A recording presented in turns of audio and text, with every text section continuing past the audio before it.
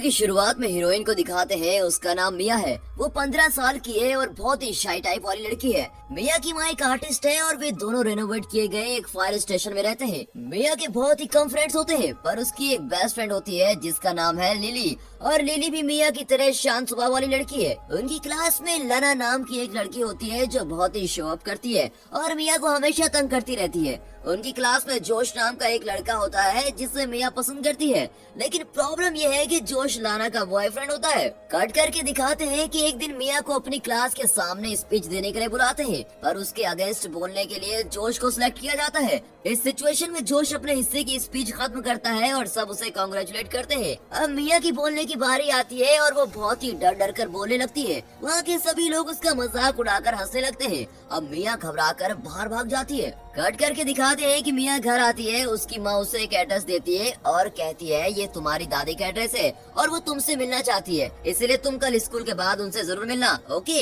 ये सुनकर मिया को बहुत ही गुस्सा आता है। वो कहती है हम इतने सालों से यहाँ कितनी मुश्किल से गुजारा कर रहे हैं, हमारे पास तो ढंग का घर भी नहीं है, हम जिंदा है या मर गए उन्हें तो हमारी कोई फर्क ही नहीं पड़ी, अब तक उन्हें हमारी याद क्यों नहीं आई, और अब अचानक दादी मुझ पर इतना प्यार क्यों दिखा रही है, मैं उनसे कभी नहीं मिलूंगी। और उसकी माँ उसे प्यार से समझाती है और किसी तरह उसे कन्विंस कर लेती है। कट करके दिखाते हैं कि अगले दिन स्कूल से वो सीधे उस एड्रेस पे जाती है। वहाँ दादी का घर नहीं होता बल्कि एक बहुत ही आलीशान बंगला होता है। वहाँ कोट पहने हुए कुछ नौकर आते हैं और मिया को अंदर लेकर बिठाते हैं। कोट सूट में उन्हें देखकर मिया सोचती है अरे दादी तो बहुत ही ऊंची लेवल की लगती है। वो कंफ्यूजन में बैठी होती है कि तभी उसकी दादी उससे मिलने आती है और बाद में उसे पता चलता है कि उसकी दादी क्लार्क से जिनेवा राज्य की रानी है। ये जानकर तो मिया हैरान हो जाती है। क्लार्क से कहती है तुम्हारे पिता इस राज्य के राजकुमार थे, पर कुछ साल पहले उनका देहांत हो गया, अब तुम ही जिनेवा राज्य की प्रिंसेस हो और मैंने तुम्हें इसीलिए यहाँ बुलाया है कि तुम राज्य की जिम्मेदारी को संभाल लो। मिया चौंक कर पूछती है दादी आप जरूर मजाक कर रही है ना। उसे बिल्कुल भी विश्वास नहीं होता, पर क्लार्क के मुंह से पूरी कहानी सुनने के बाद उसे यकीन हो जाता है कि वही जिनोविया की प्रिंसेस है। क्लार्क से कहती है तुम जल्दी प्रिंसेस की जिम्मेदारी संभाल लो, फिर देखो तुम्हारी तो जिंदगी बदल जाएगी। मिया पूरी तरह कंफ्यूज हो गई होती है। वो अचानक ये सब एक्सेप्ट नहीं कर पाती और कुछ बहाना कहकर वहाँ से निकल जाती है। कट कर दिखाते हैं कि वो सीधे घर पहुँचती है और माँ से पूछती है कि माँ आपने इतने सालों से मुझसे सारी चीजें क्यों छुपा कर रखी, प्लीज माँ सब सच बताओ। उसकी माँ कहती है मेरे और तुम्हारे पापा का डाइवोर्स हो गया था और तुम्हारी दादी चाहती थी कि तुम कुछ साल एकदम एक आम लड़की की तरह रहो, और उन्होंने फैसला किया था कि 18 साल की उम्र में तुम्हें प्रिंसेस बनाकर जिनेवा की राजमहल में ले जाऊंगी, पर अचानक तुम्हारे पापा का देहांत हो गया और इसीलिए तुम्हें वो अभी ले जाना चाहती है। अब कट करके दिखाते हैं कि अगले दिन क्लार्क से मिया के घर आती है और कहती है मैं दुनिया के सामने ऐलान कर देना चाहती हूँ कि तुम ही जिनेवा की राजवंश की अगली वारिस हो, पर उससे पहले तुम्हें इस बात की ट्रेनिंग लेनी पड़ेगी कि एक प्रिंसेस को कैसे उठना बैठना चाहिए, कैसे चलना चाहिए और कैसे बिहेव करना चाहिए। इसके बाद ही मैं ये ऑफिशियल अनाउंसमेंट कर पाऊंगी। मिया ट्रेनिंग लेने से मना कर देती है, पर उसकी माँ उसे समझाती है कि तुम पहले वो ट्रेनिंग लेकर तो देखो, अगर ट्रेनिंग के बाद भी तुम्हारा ख्याल नहीं बदला तो तुम वहाँ मत जाना। अब मिया भी कन्विंस हो जाती है। कट करके दिखाते हैं कि मिया के लिए उसकी दादी ने एक स्पेशल सिक्योरिटी स्पेशलिस्ट रखा होता है जो उसे स्कूल ले जाता है। इतना ही नहीं, दादी ने उसे वो कार भी गिफ्ट कर दी होती है। स्कूल से लौटते वक्त वो लिली को भी कार में लिफ्ट देती है। लिली कार को देखते ही उस पर बड़ी फिदा हो जाती है। वे सीधे एक कार शेड पर जाते हैं जहाँ मिया ने अपनी पुरानी कार रिपेयर के लिए दी होती है। उस कार शेड में लिली का भाई काम कर रहा होता है जिसका नाम माइकल है और वही इस मूवी का हीरो है। माइकल मिया से एक तरफा प्यार करता है और मिया को इस बात की कोई खबर नहीं होती। कट करके दिखाते हैं कि मिया अपनी प्रिंसेस ट्रेनिंग में बहुत ही बिजी हो जाती है। ट्रेनिंग के दौरान सर से पांव तक उसके लुक्स को चेंज करने की बात चल रही होती है। यही नहीं, एक प्रिंसेस के नाते उसे सिखाते हैं कि कैसे बिहेव करना है, कैसे चलना चाहिए, कैसे बैठना चाहिए और कैसे क्लीन होना चाहिए और कैसे खाना चाहिए, और इस तरह की कई चीजों पर उसे ट्रेन किया जाता है, पर वो भी सब कुछ ठीक से सीख नहीं पाती। कट करके दिखाते हैं कि अगले दिन उसे डांस की ट्रेनिंग दी जाती है, फिर उसे टेबल मैनर्स सिखाते हैं। वो धीरे धीरे सीखने लगती है और इस तरह वो रोज स्कूल के बाद दादी के घर आकर ट्रेनिंग ले रही होती है। इस वजह से वो लिली के साथ वक्त नहीं गुजार पाती। और दूसरी ओर उसकी दादी ने इटली से कुछ फेमस ब्यूटिशियंस को बुलाया होता है जो उसके मेकअप और हेयर स्टाइल पर काम करेंगे। वे मिया के आईब्रोज और बाल ठीक करते हैं और उसका फेशियल भी करते हैं। इस प्रोसेस के दौरान वो और भी सुंदर दिखती है। वे उसका चश्मा तोड़कर उसे कॉन्टेक्ट लेंस पहनाते हैं और अब वो सच में प्रिंसेस लगती है। और ये देखकर दादी बहुत ही खुश हो जाती है। वो ब्यूटिशियंस को वार्न करती है कि इस बात की किसी को भी खबर नहीं होनी चाहिए। कट करके दिखाते हैं कि अगले दिन मिया लिली को पिकअप करने जाती है। उसे देखकर तो लिली बिल्कुल हैरान हो जाती है और उसे बुरा भी लगता है कि मिया आजकल उसके साथ ठीक से बात नहीं करती। इस वजह से दोनों में थोड़ी अनबन शुरू हो जाती है। वो मिया से कहती है, इस तरह तुम दिन ब दिन सुंदर होती गई तो हमारी फ्रेंडशिप भी कट हो जाएगी, इसलिए तुम आगे से अपने बाल इस टोपी के अंदर छुपा कर रखना और टोपी पहनकर ही स्कूल आना, समझी। मिया उसकी बात टाल नहीं पाती और टोपी पहनकर स्कूल आती है। अब लिली को शक होता है कि किसी वजह से मिया उससे बहुत दूर जाने वाली है। इस वहम के कारण दोनों में आर्गुमेंट होती रहती है। आखिर में मिया उसे सारी सच्चाई बता ही देती है और ये सुनकर तो लिली शौक ही हो जाती है और खुशी के मारे चिल्लाती है कि क्या मैं इतने दिनों से एक प्रिंसेस के साथ चल रही थी, ओह माय गॉड। मिया कहती है ठीक है चिल्लाओ मत, प्लीज चुप हो जाओ और तुम मुझे प्रॉमिस करो कि ये बात किसी को नहीं बताओगी। लिली प्रॉमिस करती है कि वो ये गुड न्यूज किसी को नहीं बताएगी। कट करके दिखाते हैं कि दोनों स्कूल पहुंचते हैं। क्लास में लाना जबरदस्ती मिया की टोपी उतरवाती है। टोपी निकालते ही सभी स्टूडेंट्स मिया का नया रूप देखकर हैरान हो जाते हैं। कट करके दिखाते हैं कि अगले दिन मिया स्कूल जा रही होती है और तभी रास्ते में उसे माइकल मिलता है। दोनों मजे से बातें करते हुए चल रहे होते हैं। माइकल एक म्यूजिशियन बनना चाहता है और कुछ ही दिनों में उसका एक म्यूजिक कंसर्ट भी होता है। वह अपने कंसर्ट के लिए मिया को इनवाइट करता है। मिया हाँ तो कर देती है पर उस बात को सीरियसली नहीं लेती। तभी वहाँ लिली भी आती है और तीनों साथ स्कूल जाते हैं। कट करके दिखाते हैं कि अगले दिन स्कूल में मीडिया वाले मिया को घेर लेते हैं और उसे सवाल पे सवाल कर रहे होते हैं। लगता है किसी ने मिया का सीक्रेट मीडिया को बता दिया था। उन्हें देखकर मिया डर जाती है और चुपचाप खड़ी रहती है। तभी वहाँ क्लार से भी आ जाती है।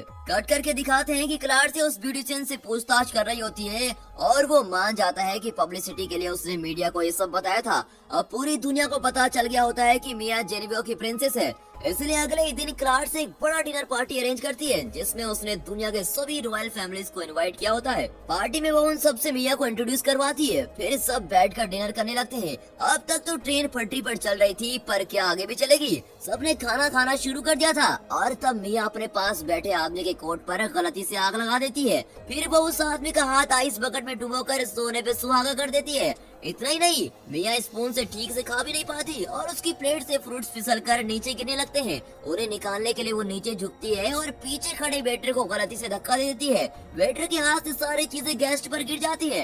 ये देखकर तो सब हंसने लगते हैं और इससे क्लार से का घोर अपमान होता है और वो गुस्से में सर पर हाथ रखकर मातम मना रही होती है। कट करके दिखाते हैं कि अगले दिन मिया ट्रेनिंग के लिए फिर दादी के घर पहुंचती है। उसे डर होता है कि दादी उसे खूब डांटने वाली है पर क्लार से ऐसा कुछ नहीं करती। वो अपनी सारी मीटिंग्स कैंसिल करके मिया के साथ वक्त गुजारती है। वो मिया को बाहर लेके जाती है और दोनों साथ मिलकर मिया के फेवरेट गेम्स खेलते हैं और उनका फेवरेट खाना भी खाते हैं। दोनों बहुत ही एंजॉय कर रहे होते हैं और वापस घर आ रही होती है।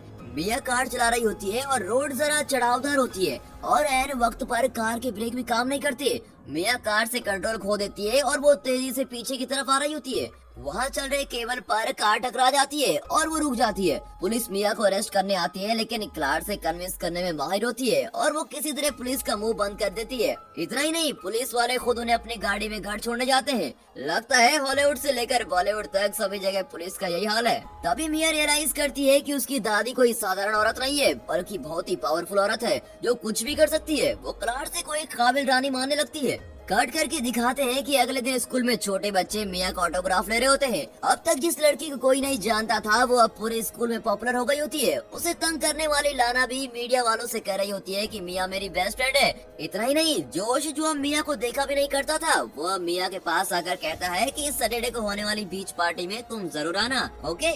ये सुनकर मिया का चेहरा एकदम खिल जाता है। लेकिन जोश की बीच पार्टी और माइकल का म्यूजिक कंसर्ट दोनों एक ही समय फिक्स हो गए होते हैं। कट करके दिखाते हैं कि मिया माइकल से कहती है कि वो म्यूजिक कंसर्ट में नहीं आ पाएगी। वो इस बात के लिए उससे माफी मांगती है। माइकल को पता चल जाता है कि जोश के लिए मिया उसे इग्नोर कर रही है और वो बहुत ही दुखी हो जाता है। कट करके दिखाते हैं कि घर पर उसकी माँ कहती है जोश तुमसे कभी भी बात नहीं करता था और अब सबको पता चल गया है कि तुम प्रिंसेस हो, इसीलिए वो तुम्हें इनवाइट कर रहा है, तुम उस पर विश्वास मत करना। पर मिया कहाँ मानने वाली थी, वो अपनी माँ के एडवाइस को नहीं मानती और बीच पार्टी में चली जाती है। कट करके दिखाते हैं कि पार्टी में कई रिपोर्टर्स आए होते हैं जिन्हें देखकर मिया और जोश एक कमरे में छुप जाते हैं। जोश उसे किस करने की कोशिश करता है पर मिया को ये बातें बिल्कुल भी पसंद नहीं होती और वो उसको रोक देती है। फिर भी दोनों बाहर जाते हैं और वहाँ रिपोर्टर्स के सामने जोश मिया को जबरदस्ती किस करता है। रिपोर्टर्स उसकी फोटो खींच लेते हैं। फिर लाना मिया को एक टेंट के अंदर जाकर ड्रेस चेंज करने को कहती है। मिया टेंट के अंदर ड्रेस चेंज करने लगती है। इसी बीच लाना रिपोर्टर्स को वहाँ बुलाकर टेंट गिरा देती है और मिया घबरा जाती है क्योंकि उसने सिर्फ एक टॉवल पहना होता है। रिपोर्टर्स इस हालत में भी उसकी फोटो खींच लेते हैं और इस इंसल्ट को वो सह नहीं पाती और उन सब पे चिल्लाती है। फिर वो किसी तरह वहाँ से बचकर घर जाती है।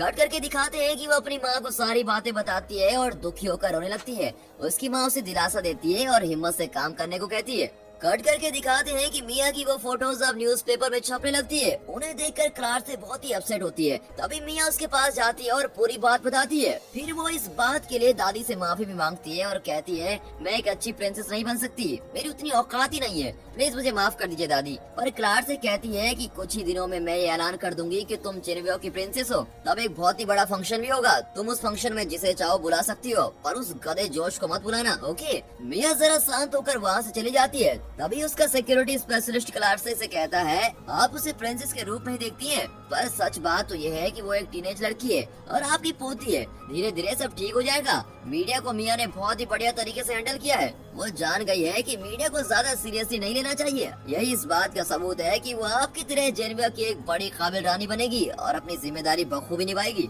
कट करके दिखाते हैं कि अगले दिन मिया लिली से मिलती है और म्यूजिक कंसर्ट के न आने पर उससे माफी भी मांगती है। फिर दोनों पहले की तरह बातें करने लगते हैं और मिया उसे उस बड़े फंक्शन के लिए इनवाइट भी करती है। फिर दिखाते हैं कि वो माइकल के पास जाती है और उससे भी माफी मांगती है। फिर वो उसे अपने फंक्शन पर इनवाइट करती है, पर माइकल गुस्से में कहता है कि मुझसे ज्यादा तो तुम्हारे लिए जोश इम्पोर्टेंट है ना, उसे इनवाइट करो, और ऐसा कहकर वहाँ से चला जाता है। अब दिखाते हैं कि शाम को क्लार्क से मिया से मिलती है और कहती है कि मैं उस दिन तुमसे बेवजह नाराज हो गई थी, उसके लिए मुझे माफ कर दो।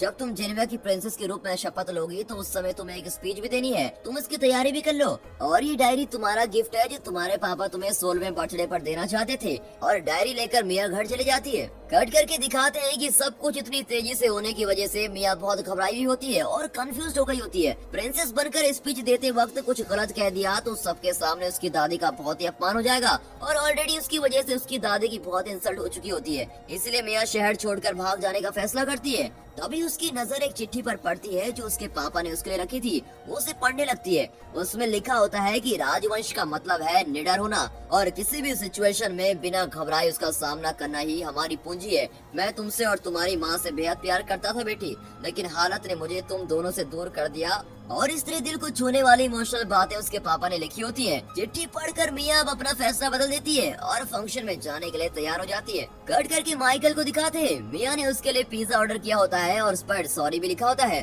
उसे देखकर तो माइकल खुश हो जाता है और सोचता है कुछ हो ना हो मिया मेरी फीलिंग्स को समझती है और वो भी फंक्शन में जाने का फैसला करता है। अब दिखाते हैं कि फंक्शन में मिया को न पाकर क्लार्क से खुद ही स्पीच देने लगती है। कुछ ही देर में मिया वहाँ पहुँच जाती है, पर वो बारिश में पूरी तरह भीगी भी होती है, लेकिन क्लार्क को मिया पर बहुत विश्वास होता है और वो अपनी स्पीच अधूरी छोड़कर मिया को बुलाती है। मिया स्टेज पर आती है और शाय टाइप की होने के बावजूद वो बड़े ही कॉन्फिडेंस से बोलना शुरू करती है। पहले वो जरा डगमगाती है, पर जब उसे अपने पापा की लिखी बातें याद आती है तो उसकी हिम्मत और बढ़ जाती है और वो बेझिझक बोलने लगती है। उसकी स्पीच सुनकर सब बहुत ही इम्प्रेस हो जाते हैं। स्पीच के अंत में वो ऐलान करती है कि मैं जेनेवा की प्रिंसेस हूँ। तब क्लार्क से आकर मिया के सर पर ताज रखती है और सभी मिया की जय जयकार करते हैं। फिर मिया अंदर जाती है और प्रिंसेस की ड्रेस में बाहर आती है।